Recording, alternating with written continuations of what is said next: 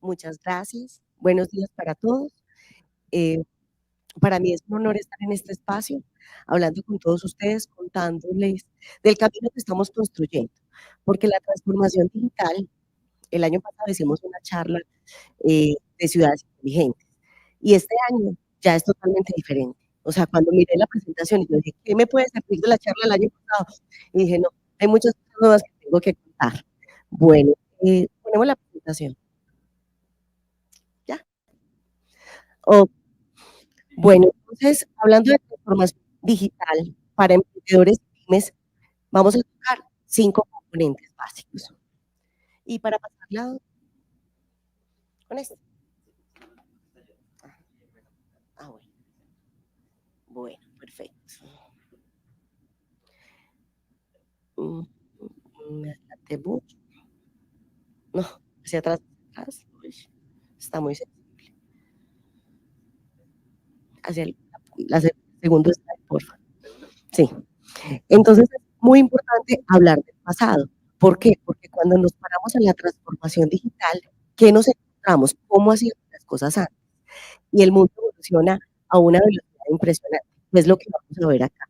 Entonces, lo primero teníamos el teléfono, que mi mamá decía, cuelgue, cuenta aquí, cuenta allá, yo no sé si les tocó. Entonces, y ahora tenemos el smartphone. Yo pienso que el smartphone nos dio poder en nuestras manos y eso nos sirve para comunicarnos como empresarios con nuestros clientes. Eso nunca había pasado. Sí, entonces ahora estamos en de esa transición. Antes íbamos a la biblioteca a consultar, utilizábamos máquinas de escribir y ahora transformamos. Tenemos todo en la red y la red se vuelve una primera plataforma que me da acceso al mundo. Entonces, esa red es súper importante, pero no es suficiente con esa red. Esa red ya es como lo básico, ¿sí? La comunicación. Y es del 2020, ¿cierto? Antes todos hacíamos las reuniones presenciales, tomábamos notas en nuestros cuadernos, ahora tenemos reuniones presenciales virtuales y vamos mucho más allá de eso. ¿Qué hacemos? Colaboramos. Y yo creo que el cambio, por lo menos para nosotros, se está dando aproximadamente de manera fuerte hace 2 años. Hacemos documentos compartidos. De acuerdo cuando necesitaba el mail, y le envía el mail y las versiones, pues ya todos hacemos documentos compartidos. Y ahí, con base en eso, trabajamos más rápido. Entonces, esa velocidad de cómo trabajamos en el mundo de la colaboración es impresionante. O sea, la herramienta que nos da tiempo, que es la que más uso en mi caso, que nos permite hacer seguimiento a tareas, ¿cierto? Nos permite decir si esto es una tarea establecida o no, integrar la voz y la colaboración. Antes solamente teníamos un teléfono o nos reuníamos presencialmente, y ahora es presencial virtual y trabajo colaborativo. Entonces, en general, lo que tenemos es todo un mundo interconectado. Interconectado, ¿por qué? Porque la voz se transformó en voz y colaboración. Ya no tenemos que ir a las bibliotecas, sino que nos comunicamos a través de Internet. El smartphone, yo tengo una oficina en cada lugar, ¿sí? Independiente de donde esté, me pueden conectar. Entonces, todo eso hace que este mundo sea interconectado. Entonces, súper importante el tema de la conectividad es la velocidad y la seguridad.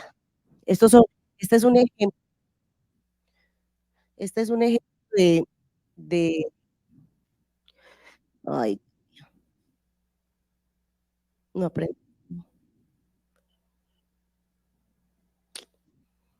Aquí. Este es un ejemplo de cómo se interconectan, por ejemplo, las redes en Tigo.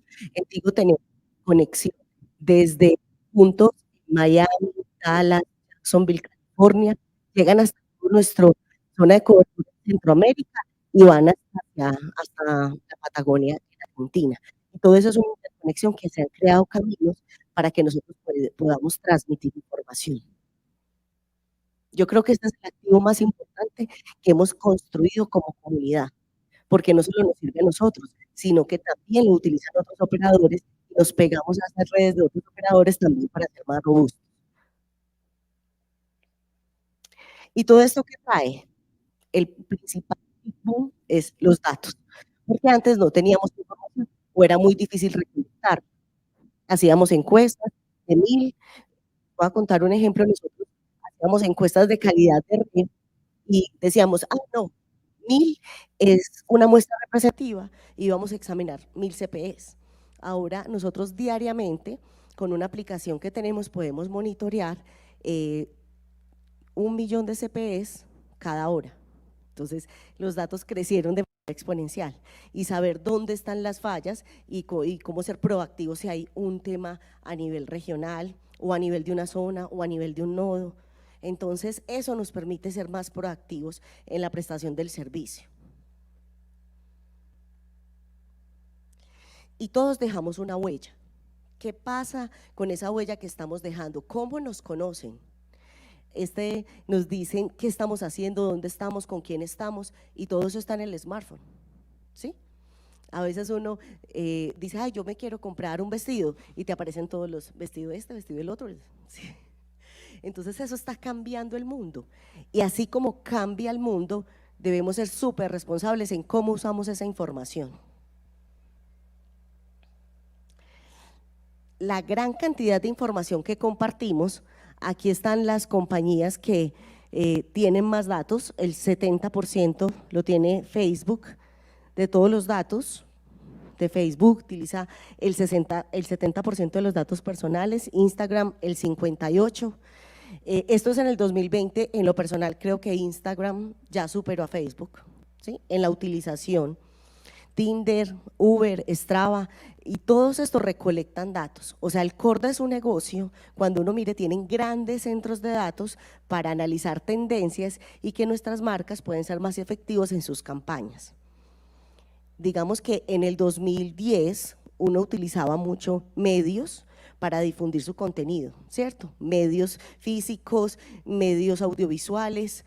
Y ahora, cuando uno mira la composición de las compañías, ya cerca del 50% va a medios digitales, ¿sí? Estamos como ya 50-50.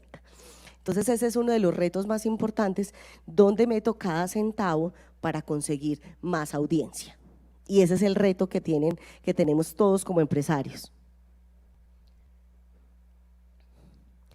Esta es zettabyte de información, crece a un promedio anual del 40%.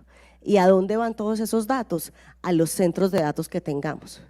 La proyección es que tendríamos 181 zettabytes, que son 1.000.000.000 de gigabytes de información. Pero todos esos datos están ahí, ¿para qué? Para que los usemos.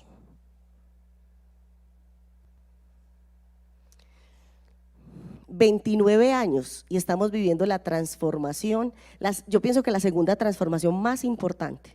La primera fue tener la conexión entre todos y la segunda es cómo estamos almacenando la información.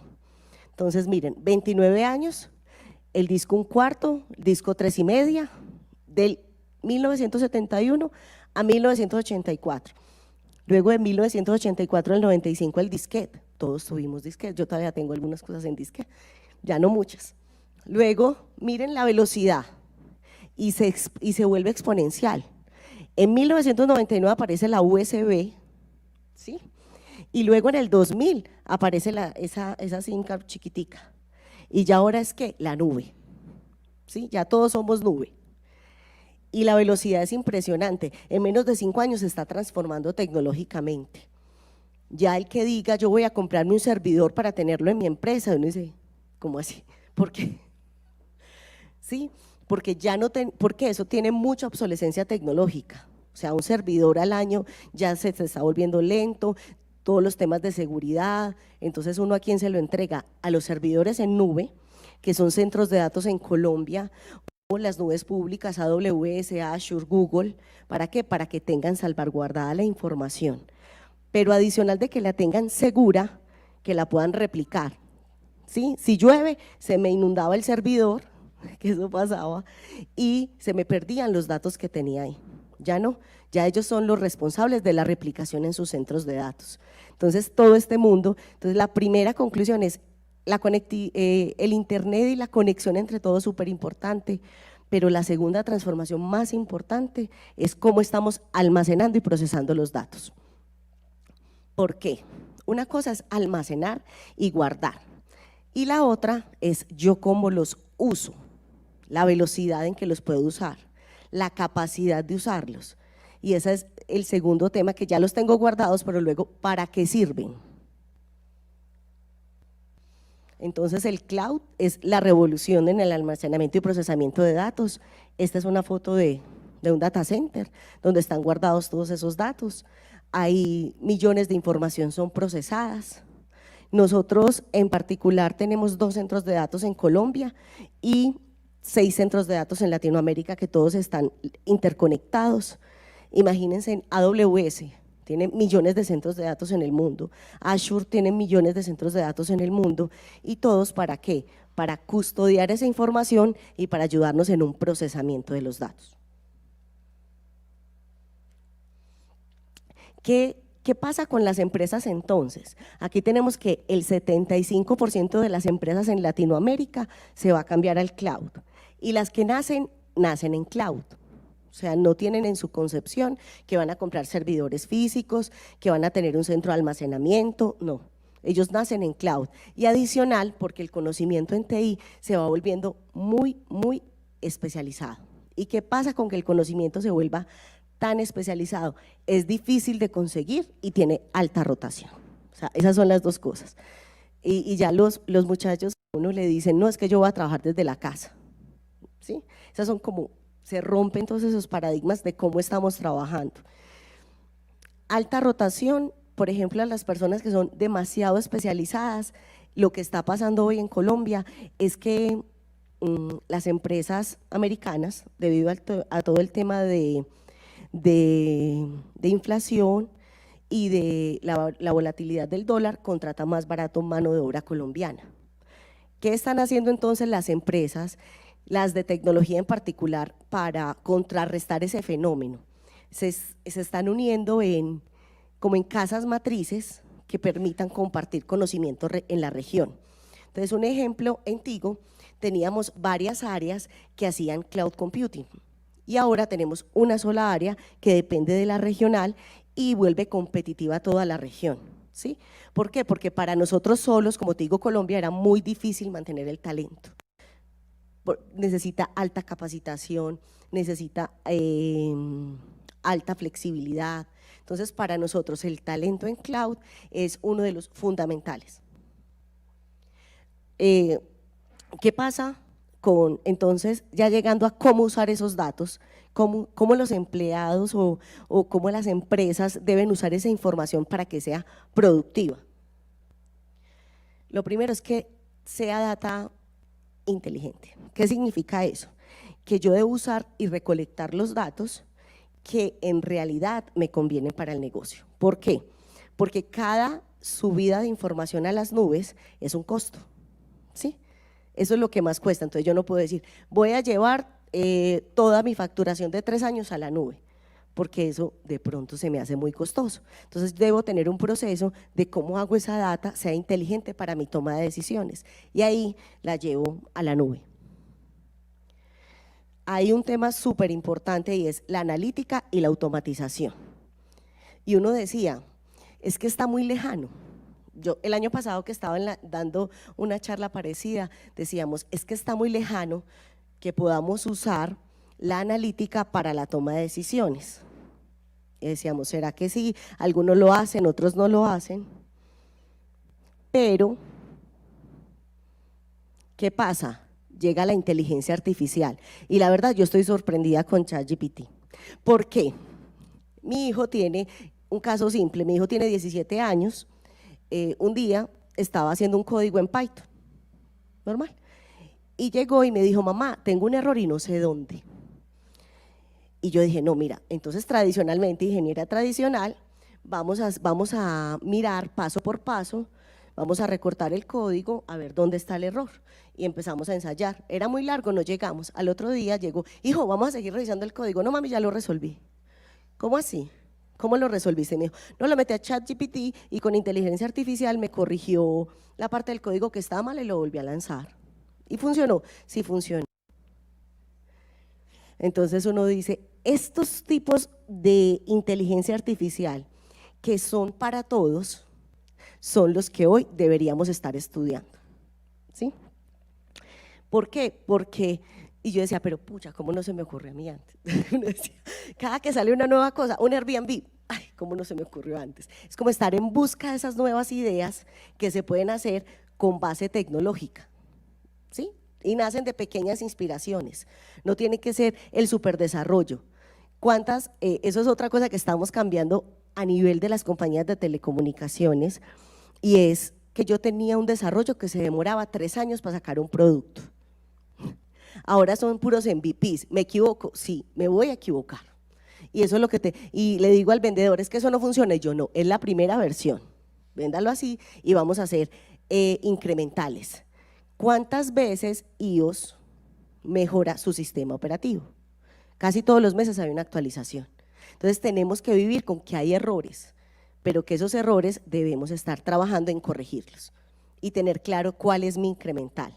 Entonces, la analítica es muy chévere, la analítica te dice qué pasó, qué va a pasar, pero el que te dice la acción siguiente está basado en inteligencia artificial, definitivamente.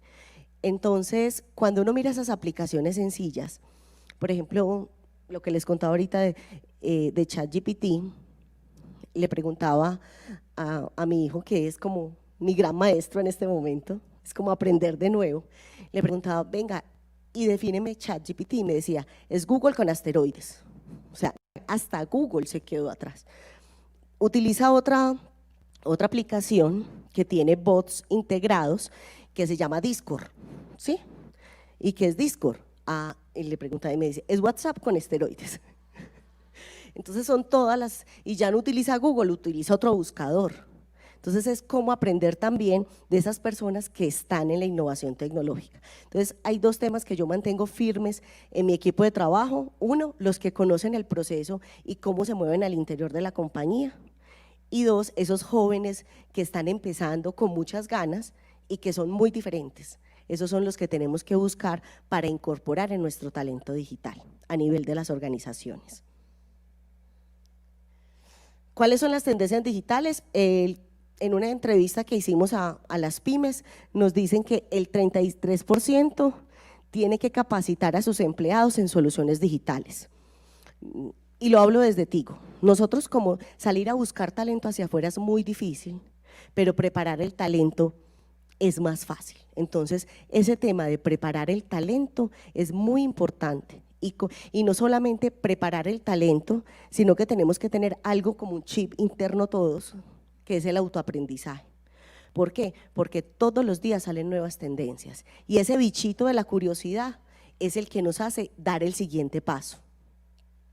El 39% ya incorporó aplicaciones de seguridad informática. Yo creo que aquí nos falta mucho camino. Cuando conversamos con los empresarios nos dicen, yo sé que hay fallas en seguridad, pero todos han salido de esas fallas, ¿sí? Ahí el tema complicado es cómo quedas delante de tus clientes cuando les vulneran la identidad. O sea, esos temas son muy, muy delicados y debemos empezar a decir, venga, ¿cómo estoy en seguridad en mi empresa? Soluciones en la nube, el 43% de las pymes las considera fundamental, herramientas en cloud, y yo creo que a nivel de gobierno también nos han ayudado en esa incorporación de la nube. El 43% ya usa herramientas digitales. Yo creo que ya son más pocas las empresas que tienen software que no sea licenciado, sobre todo porque todo está en nube y es barato adquirirlo, ¿cierto? Pero por un costo mensual. Y el 48% afirmó que la transformación digital aumentó sus ventas. ¿Por qué? Porque es un canal que está abierto siempre, ¿sí? 24 horas me pueden escribir por mi perfil de Instagram, o me pueden contactar en mi WhatsApp o en Facebook, o sea, yo tengo múltiples canales ahí y no solo la tienda física. Yo no sé si a ustedes les ha pasado, hay compañías que venden muchísimo por internet, pero tienen locales muy pequeños. ¿Por qué? Porque toda su estrategia se basa en la digitalización.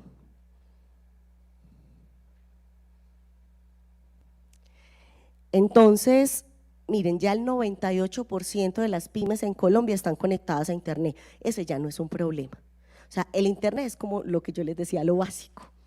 El 85% ya está aprendiendo el mundo digital, o sea, cómo su empresa se va a la digitalización. Sin embargo, el 64% no sabe cómo protegerse. Por eso les decía que ese es el siguiente paso. Entonces, ¿qué quieren ser? Más rentables, más productivos y más ágiles. Y hay un tema que si no conocen de cómo protegerse en Internet, resulta que afecta la continuidad del negocio. ¿Y qué es la continuidad del negocio? Es mañana no puedo abrir. ¿Por qué? Porque no puedo facturar, porque perdí mi base de clientes, porque sencillamente me secuestraron todos los datos que tenía para operar. O si me baso solamente en la digitalización y no soy, digamos, no tengo una profesionalización en la transformación digital, pierdo mi página, pierdo mi perfil de Instagram y no puedo vender, porque lo denunciaron. Entonces tenemos que tener muchísimo cuidado con cómo estamos vendiendo todos esos canales digitales, que en realidad es una tienda más. Por eso, solo con el Internet no alcanza. O sea, eso es como lo básico, ¿cierto? Yo llego, tengo mi empresa y tengo Internet, pero con eso no es suficiente. Nosotros proponemos un framework, sobre todo en emprendedores, que es, venga, usted debe tener una página web con tienda online, o sea, que el cliente pueda pagar por ahí. Eso es súper importante, porque tengo una página muy bonita, pero no puedo, mi cliente no me puede comprar. Eso es un canal de venta, o sea, tiene que tener carrito de compra. El segundo es redes sociales, y no una, todas. O sea, Twitter, Facebook, WhatsApp, Instagram, LinkedIn. ¿Por qué? Porque eso nos permite estar en todas las plataformas. Y quien nos administre eso, o sea, hacerlo de una manera profesional. Eso nos permitirá aumentar nuestras ventas. Que utilicemos transacciones seguras, algo de seguridad, un antivirus, un firewall, o sea, algo básico que nos permita hacer transacciones seguras. Y que tu oficina esté en una plataforma digital para el trabajo colaborativo. ¿Eso qué significa? Poniéndole palabras castizas, tener un Office 365 que yo pueda tener, Word, Excel, que pueda hacer mis reuniones y adicional que pueda hacer todos mis seguimientos, mi planeación y de recibir llamadas de mis clientes por ahí. O sea, este es como el framework que nosotros hablamos para una empresa que está comenzando. Ya si la empresa tiene, digamos, es una empresa mediana, el framework es un poquito diferente, pero siempre es lo básico. Lo básico es que usted pueda tener esto en la transformación